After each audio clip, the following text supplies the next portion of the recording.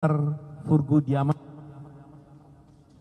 di mana ketiga orang ini dalam gugatannya mengaku sebagai aktivis dan mereka diwakili oleh kuasanya dari tim pembela demokrasi Indonesia 2.0 atau TPDI 2.0. Itu kuasa hukum daripada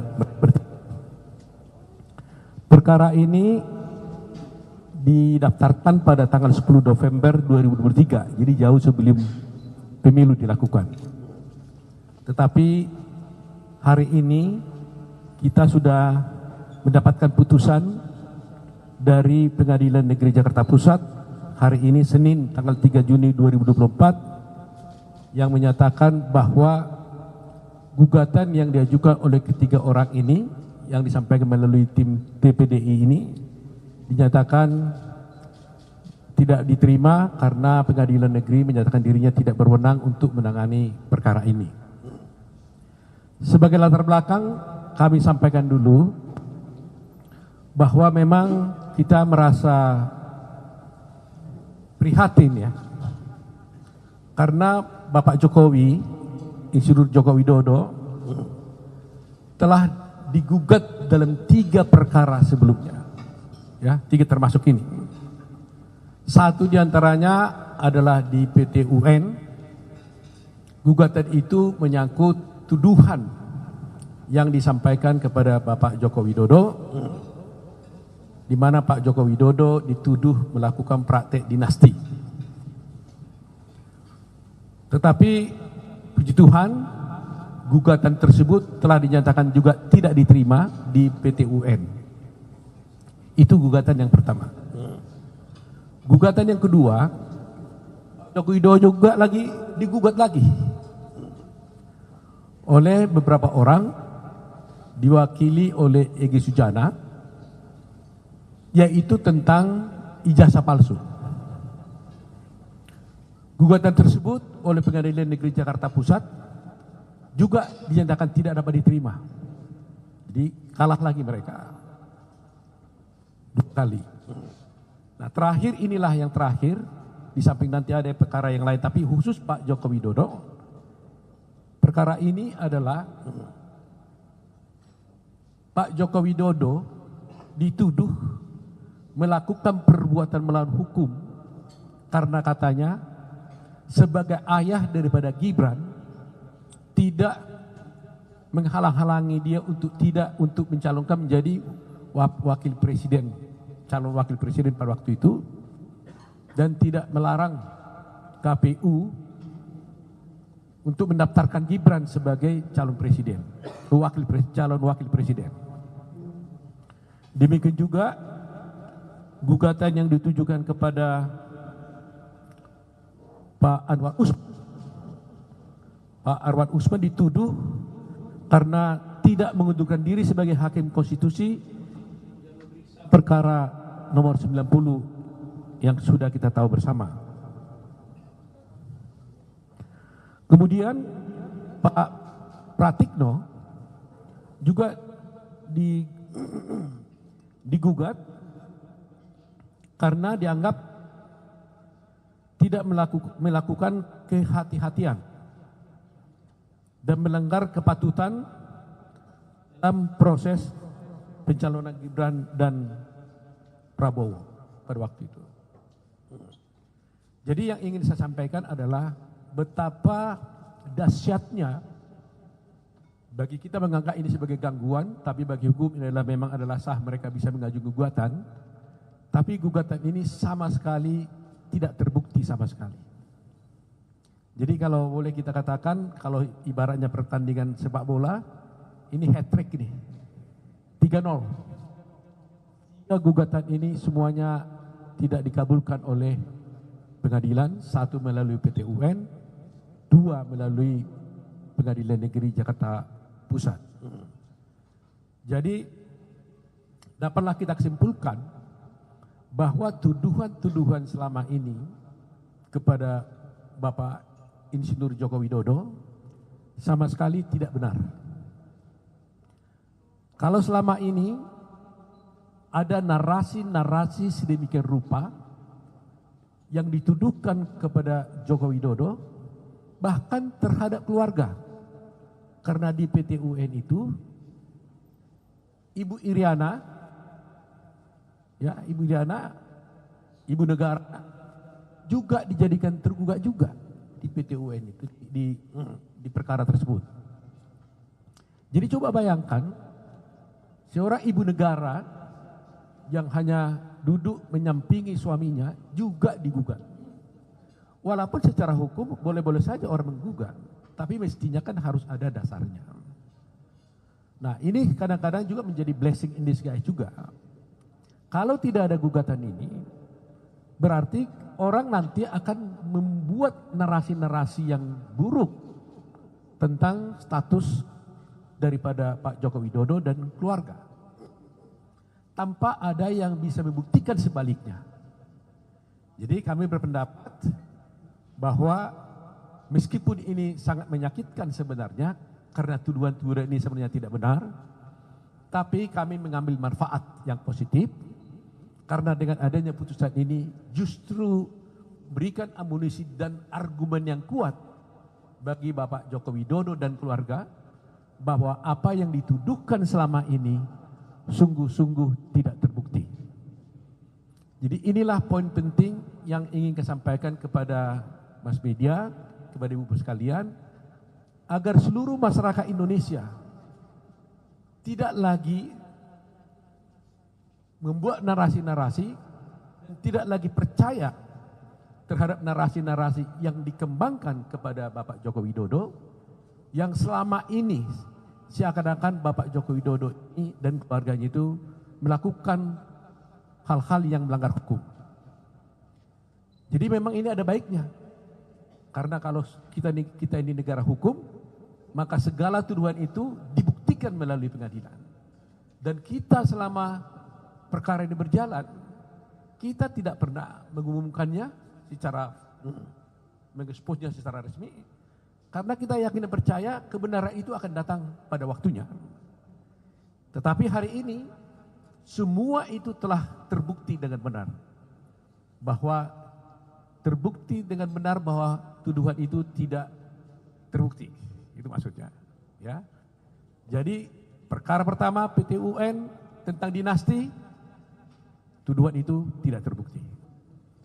Perkara yang selama ini di expose secara luas mengenai ijazah palsu juga tidak terbukti. Sekarang mengenai tuduhan kepada Pak Jokowi seakan-akan bersekongkol atau seakan-akan tidak membiarkan Gibran menjadi calon presiden, calon wakil presiden, dan tidak menghalang-halangi Gibran katanya itu juga tidak benar. Bayangkan Pak Joko Widodo ini adalah sebenarnya presiden, tetapi dia dituduh dalam gugatan ini, beliau sebagai ayah kandung dari Gibran dituduh kenapa tidak menghalangi KPU untuk mendaftarkan Gibran sebagai calon wakil presiden. Ini jauh sekali teman-teman semuanya. Tetapi itu semuanya kita buktikan dalam persidangan yang begitu ketat. Ibu bapak sekali juga melihat mungkin di persidangan bagaimana ngototnya mereka, ya. Tapi puji Tuhan hari ini semuanya berakhir. Kepada teman-teman semuanya, kepada semua rakyat Indonesia dimanapun berada, marilah mulai hari ini kita tidak lagi menuduh Pak Joko Widodo dan keluarganya melakukan perbuatan-perbuatan melawan hukum, antara lain melakukan praktek dinasti, kemudian juga mengenai ijazah palsu juga sudah jelas tidak dapat diterima oleh pengadilan, termasuk juga mengenai dicalonkannya Gibran sebagai calon wakil presiden. Sebenarnya dengan adanya putusan Mahkamah Konstitusi, semuanya ini sebenarnya sudah tuntas. Tapi kita merasa aneh, kok masih terus tidak berhenti gitu. Nanti mungkin juga Anda tanya, Anda tahu bahwa ada juga masih ada satu perkara di PT UN, tapi itu tidak melibatkan Pak Jokowi, tapi itu melibatkan Prabowo Gibran, yang diajukan oleh Pak Gawis Lumbung. Tetapi hari ini kami membatasi, kami di sini semua tim, ada di sini Ibu Damai Purba, ada Dwi Prihartono, ada Andra Pasarip, ada Yakub Putra Hasibuan, ada Firman Pengadibuan, ada Hidayah Bostam, ada Bunyani, ada Nurul Firdausi, dan satu lagi tidak hadir kebetulan ada keluarganya yang meninggal yaitu Pak Nikolai. Ya, Nikolai tidak hadir di sini. Dan kami semuanya tim daripada Pak Joko Widodo dalam 3 perkara yang berjalan itu. Dan hasilnya hat-trick, ya 3-0 lah, begitu kira-kira. Jadi itu saja yang kami ingin sampaikan dengan harapan ini dapat disampaikan pada halayak ramai dengan harapan agar nama baik Presiden, ya meskipun gugatan ini juga akhirnya gugatan terhadap pribadi bukan sebagai Presiden, mula-mulanya ada gugatan terhadap Presiden tapi dirubah, akhirnya dirubah menjadi gugatan pribadi, tapi justru yang menjadi perhatian kita bahwa kalau dilakukan terhadap pribadi itulah sangat tidak menguntungkan nama baik beliau, karena dia juga adalah seorang Presiden gitu. Jadi itu teman-teman ya. Jadi masyarakat supaya mulai hari ini mari kita hentikan narasi-narasi yang buruk terhadap Pak Jokowi dan seluruh keluarga, karena sudah ada putusan yang menyatakan bahwa semua narasi, semua gugatan-gugatan itu telah dinyatakan tidak diterima oleh pengadilan baik PT UN maupun Pengadilan Negeri Jakarta Pusat. Itu saja teman-teman. Ada pertanyaan? Ada Yakob mau ngomong?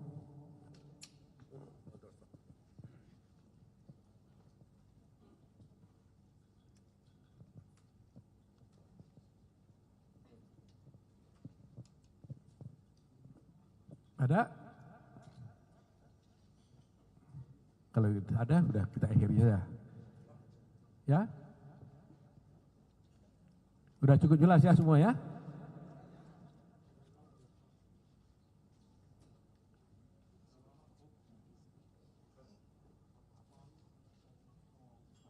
Baik, kalau gitu kita ada? Ya. Dari Sydney dari Jurnal Go News. Selanjutnya kalau misalnya ada gugatan serupa atau itu langkah selanjutnya apa bagi Bapak yang akan Bapak lakukan? Bagaimana? Langkah selanjutnya jika ada gugatan lain tambah atau gugatan baru? Ya, kalau ada masih orang juga mencoba mengajukan gugatan, ya tentunya tergantung prinsipal ya Pak Jokowi. Kalau beliau juga menunjuk kami jadi kuasanya, kami akan siap untuk melayaninya gitu. Ya, jadi ada juga tadi yang menanya apakah mau laporkan balik dan sebagainya. Sepanjang pembicaraan kami dengan Pak Jokowi di istana pada waktu itu, beliau mengatakan tidak ada keinginan untuk melapor balik, tidak ada. Beliau itu memang betul-betul sungguh arif dan bijaksana sebagai negarawan. Dia bilang silakan saja, hadapi secara hukum, buktikan apa yang sebenarnya terjadi di pengadilan, supaya masyarakat semua tahu apa yang sesungguhnya terjadi. Jadi ini saya bilang tadi blessing in disguise kan, kita nggak menginginkan adanya gugatan ini kan sebenarnya kan. Tapi justru dengan adanya gugatan ini jadi hal yang menguntungkan buat Pak Jokowi, karena Pak Jokowi jadi diberikan kesempatan untuk membuktikan bahwa dirinya tidak bersalah. Ini satu hal yang kita anggap sebagai positif lah. Ya, tadinya dianggap itu gangguan, tapi akhirnya kita pikir ya ambil dipetik hasilnya bahwa ini salah satu cara panggung untuk bisa membuktikan bahwa Pak Jokowi tidak benar seperti yang mereka tuduhkan. Gitu. Silakan. Pak, setelah nanti menyampaikan lewat media, ini kan berarti kan rakyat kan tahunya lewat media sosial kan terkait dengan ijazah palsu dan lain sebagainya. Kira-kira ada strategi lainnya nggak dari Pradi, mungkin diadakan seminar atau FGD agar jadi cuma hanya bukan lewat online aja disampaikan, tapi kedepannya itu lewat Prabowo Gibran akan diadakan FGD, jadi biar rakyat tahu tentang terkait kedua gugatan ini semua. Bagaimana? Kita lihat nanti perkembangannya, ya. Bila mana itu diperlukan mungkin perlu ya. Karena apa? Memang perlu masyarakat tahu ini karena kan kita sudah dapat pemimpin yang baru yang akan dilantik nanti pada tanggal 22 Oktober. Jadi kita menginginkan bahwa Pak Jokowi yang sudah sekian lama berjasa memimpin negara ini 10 tahun, jangan sampai ketika dia mengakhiri jabatannya, ada hal orang-orang yang mencoba mengganggu, memberikan narasi yang tidak baik kepada Pak Jokowi. Jadi dia naik dengan baik, dia juga nanti selesai juga akan dengan baik, dengan membawa nama besar bahwa dia telah berbakti untuk bangsa dan negara ini. Ya, itu poin kita. Pak, terkait dengan adanya pemberitaan dari Dewan HAM PBB, kira-kira nanti dari Pak Oto ada nggak nanti solusi untuk menyampaikan langsung lewat apa gitulah ke PBB? Karena kan terkait dengan demokrasi ini yang pemilu curang itu kan HAM kan sudah memberikan keputusan. Itu bagaimana Pak anggapannya? Ya, jadi apapun yang disampaikan oleh orang luar, termasuk Dewan Keamanan PBB dan sebagainya, itu kita tidak perlu komentari. Putusan ini sudah menjawab semuanya, ya kan? Kami tidak perlu membuat narasi-narasi untuk membantah sana sini, ya, karena kalau saya membantah nggak habis-habisnya.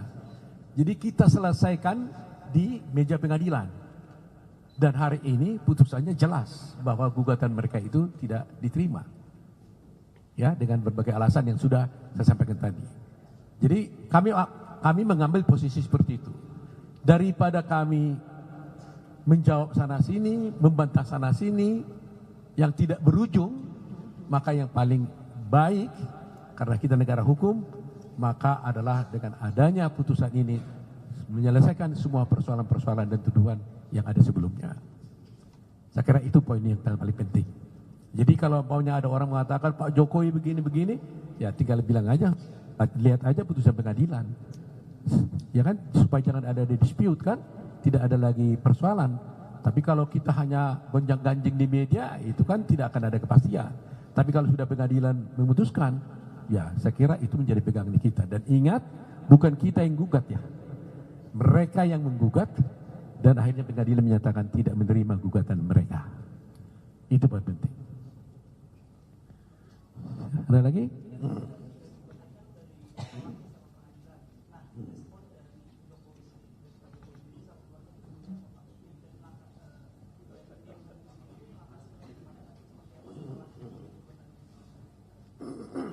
Ya, kami sebagai tim hukum nanti kami akan melapor kepada beliau karena ini putusan ini baru keluar tadi kira-kira jam 11 pagi. Kini sore kita konferensi pers, tapi tadi sudah saya beritahukan adanya putusan ini, dan tentunya sebagai kuasa hukum kami nanti bersama-sama akan menghadap beliau untuk memberikan laporan. Kan itu wajib ya sebagai seorang profesi. Kami menerima kuasa dari beliau, otomatis kami laporkan bagaimana hasil daripada pelaksanaan kuasa ini. Nah setelah itu nanti kami akan mendapat informasi apakah langkah selanjutnya daripada Pak Joko Widodo. Tapi selama ini yang kami ketahui, Pak Joko Widodo itu tidak pernah berpikir untuk melaporkan orang. Dia dengan jiwa besar menerima, ya sudah diselesaikan aja melalui pengadilan. Tidak ada niat lapor polisi, nekan orang dan sebagainya, nggak ada. Begitu arif dan bijaksana soal itu. Ya, demikian juga Pak Pratikno yang ikut juga sebagai tergugat di sini, dia tenang-tenang saja, dia bilang ya udah ikuti proses hukum aja. Jadi saya kira kalau ada yang ingin bertanya langsung kepada Pak Jokowi, kami persilahkan. Atau langsung mewawancarai juga Pak Pratikno, silahkan ya. Tapi hari ini kami mewakili beliau melalui Pak Joko Widodo. Saya kira sudah cukup bisa memberikan penjelasan kepada masyarakat tentang adanya fakta-fakta ini. Ya, kelihatannya ini kan singkat kami sampaikan, tapi ini adalah masalah presiden kan, masalah seorang Joko Widodo yang notabene adalah presiden. Ini tidak bisa dibiarkan. Karena bagaimanapun kalau ini dibiarkan begini tanpa ada klarifikasi dari Pak Joko Widodo kepada semua masyarakat, nanti akan terbawa sepanjang hidupnya kan, selama-lamanya. Tapi dengan adanya klarifikasi ini, maka jelaslah ending daripada tuduhan-tuduhan itu kita sudah tahu bahwa ternyata hal itu adalah tidak benar. Jadi kita tutuplah masalah-masalah tuduhan-tuduhan tersebut. Mari kita bangun bangsa ini dengan baik di bawah kepemimpinan nanti presiden berikutnya itu Pak Prabowo. Tapi sampai 22 Oktober tentunya gitu. Oke? Cukup ya? Oke, terima kasih. Terima kasih.